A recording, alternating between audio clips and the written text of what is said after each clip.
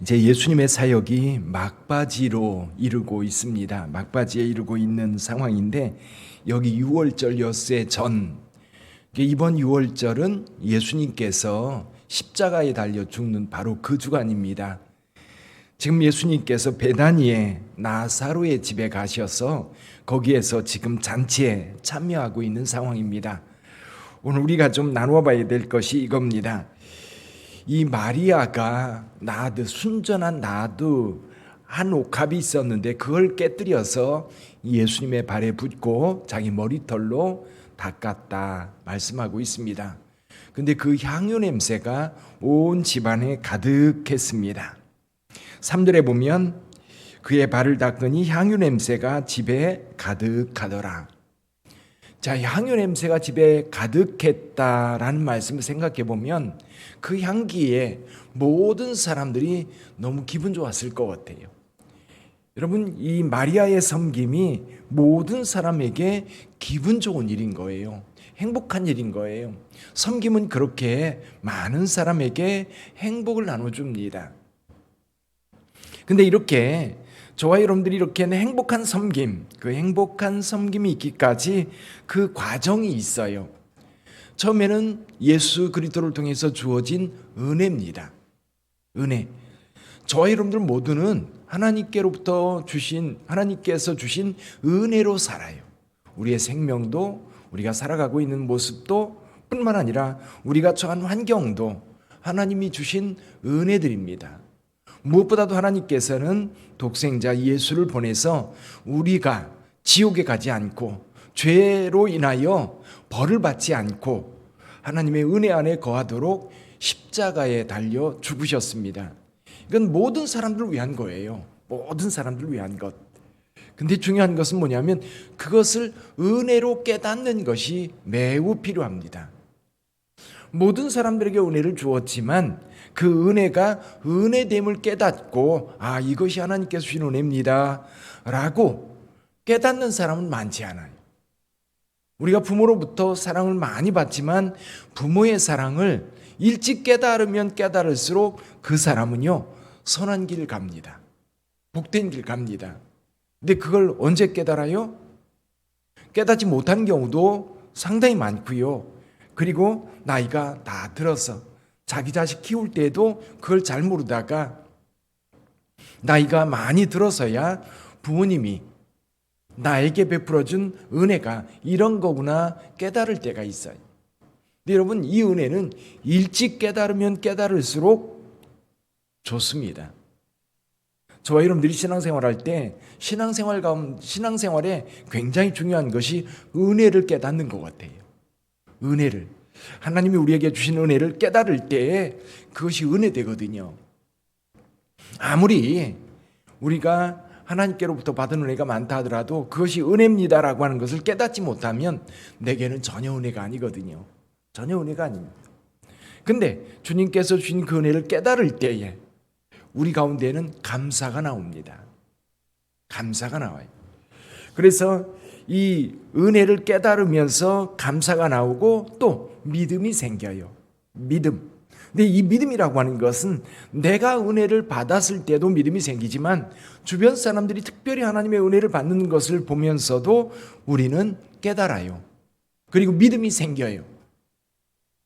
저게 하나님의 은혜구나. 우리 하나님께 저 사람에게 은혜를 이렇게 베풀어 주었구나. 그러면 우리 가운데 믿음이 생기면 다시 은혜가 보이기 시작해요. 처음에는 주님께서 주신 은혜가 있습니다. 은혜를 받을 때에 느끼면서 이것이 은혜구나 라고 생각하는 사람들이 있고, 좀 다르게 주변 사람들이 은혜 받는 것을 보면서 은혜가 누구로부터 오는지, 하나님께로부터 예수 그리스도로부터 은혜가 올 때에 그 은혜로 말미암아 내게 믿음이 생겨요. 예수가 바로 하나님의 아들이구나. 예수께서 행하신 표적을 보니까 그는 실로 하나님의 아들이었구나. 이 믿음이 생길 때에 믿음을 가지고 보니까 다 은혜인 거예요. 믿음이 없으면 은혜가 은혜되지 못해요. 그래서 은혜를 은혜로 바로 보는 눈은 바로 믿음이라고 봐요. 믿음이 생기면 은혜가 보이기 시작합니다. 근데 은혜가 보이기 시작하면요, 그 다음에 우리가 하는 행동이 있어요. 이게 뭐냐면 헌신입니다. 헌신. 여러분, 하나님 앞에 이 우리가 헌신할 수 있는 것, 세상 사람들은 이해하지 못해요. 어떤 사람이 그러더라고요. 피 같은 돈을 헌금하면서 교회 간다는 거예요. 세상은 이렇게 생각해요. 어떻게 피 같은 돈을 교회 헌금하면서 11조 내면서 어떻게 교회를 다니느냐고. 그러나 은혜를 아는 사람은요, 내 목숨 바쳐도 아깝지 않아요. 내 재산 다 바쳐도 아깝지 않아요. 세상은 그걸 모르는 겁니다. 하나님의 은혜를 보는 눈이 없으니까 은혜가 뭔지 모르는 거예요. 철저하게 뭐예요? 내 이익이 내게 유익하냐, 그걸 가지고 세상 모든 것을 판단하는데, 여러분, 그 은혜는 하나님께서 나를 위하여 베푸신 하나님의 축복이거든요. 그럴 때 거기에 우리가 섬김이 나타나요. 그제도 어떤 분의 간증을 들었습니다. 요즘에는 위탁 부모라는 게 있다고 그래요. 위탁 부모. 그러니까 입양을 하는 게 있고 위탁 부모. 이게 가정에 위기가 옵니다. 위기가 와서 이제 예를 들면 이런 거예요. 엄마하고 어린 아이하고 사는데 엄마가 갑자기 병이 생겨서 병원에 입원하게 됐어요. 그럼 이 아이를 누가 맡아줘야 되잖아요. 근데 특히 이제 병이 며칠 있다가 낫는 병이 아니라 장기간 치료가 필요한 사람이 있다면 이 아이를 누군가가 돌봐야 되는데, 이거를 돌보는 일, 이게 위탁 부모 제도라고 하는 게 있다고 그래요. 2003년인가부터 시작이 됐는데 사람들이 잘 알지 못해서 이제 아이를 데려다가 이제 돌보면 사람들이 이상한 눈으로 본다는 거예요. 위탁 부모 하면 돈 얼마씩 받냐? 그럼 그렇게 하면 뭐가 유익하냐? 키우다가 어떻게 다시 돌려줄 수 있냐? 여러 가지 이야기를 한다는데요. 이 위탁 부모, 그 아이 정말 돌볼 곳이 없어서 이제 그분은 엄마 아빠가 어린데 장애가 있는 거예요.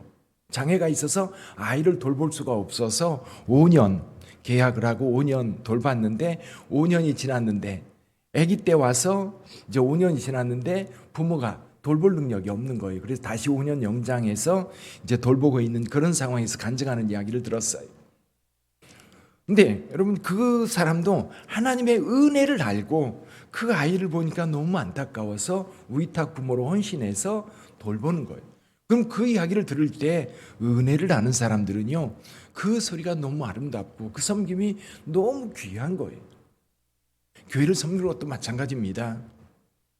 그래서 저와 여러분들이 은혜를 아는 사람들이 누가 뭐라든지 주님을 섬기게 되고 그 섬김이 여기 향유가 가득 차는 것처럼, 여러분, 저와 여러분들의 섬김을 통해 은혜가 널리 퍼져나가는 줄 믿습니다. 마리아 생각해 보세요. 마리아의 아버지 시몬이었습니다. 나병 환자 시몬이 고침받았고, 그리고 오라버니 이 나사로가 죽음에서 구원받았어요. 건진받았어요. 다시 살아나왔어요. 그럴 때 그 가족들이 느끼는 은혜는 얼마나 클까요? 이 마리아가 그렇게 귀하게 여기는 이 향유 깨뜨려서 예수님의 발에 부어도 전혀 아깝지 않은 거예요. 그 은혜가 있기 때문에 섬김이 모든 사람들에게 은혜가 되고 기쁨이 되는 겁니다. 저와 여러분들의 섬김도 이 마리아의 섬김처럼 아름다운 향기가 온 세상에 퍼져나가는 그런 섬김이 되기를 주님의 이름으로 축원합니다. 기도하겠습니다.